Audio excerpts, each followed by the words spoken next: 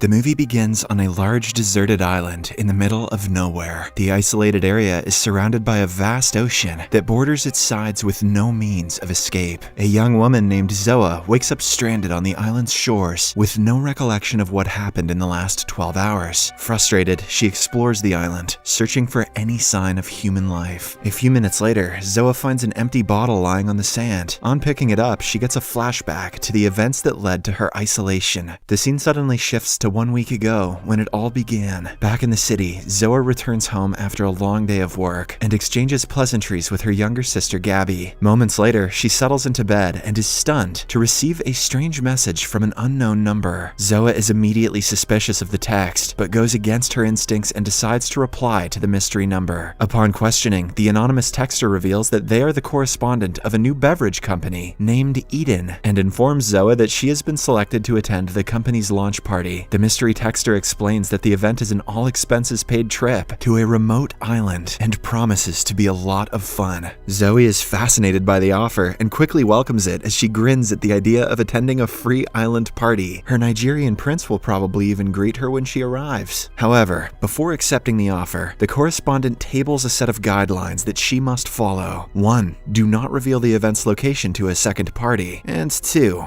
Do not bring anyone along. Zoa finds the rules quite sketchy, but agrees to them for fear of losing her invitation. The following weekend, she packs her bags and makes her way to the pickup station. Despite agreeing to the company's rules, Zoa brings her best friend Judith along as the duo heads to the secret location. On arrival, they meet a fellow invitee named Aldo, and together the trio gets led to an abandoned building by an automated drone. Eventually, the mini aircraft leaves them, and the group is left facing a locked door. Seconds later, a masked man appears and lets the trio inside the building, where they find and socialize with other invitees. Fortunately, they don't have to wait long, as an envoy of party buses arrives to take them to the island. The guests swiftly race into the vehicles and spend the night dancing as they approach their destination. Several hours later, they finally arrive at a seaport as the masked organizers usher them to a boat. However, before the invitees can enter the cruise, they're made to pass through a verification checkpoint. Judith flinches on seeing this, as she doesn't have an invite, but approaches the checkpoint nonetheless. Thankfully, her gamble pays off, as she is allowed to join the company despite lacking an invite. The guests are all thoroughly searched and are even made to pass a metal detector as a precautionary measure. In addition, they are also ordered to drop their phones as a prerequisite for entering the boat. The partygoers instantly find this very suspicious, but eventually succumb to the organizers' demands as they surrender their cell phones to them. After all the arrangements have been made, they all board the boat and begin their trip to the vacation island.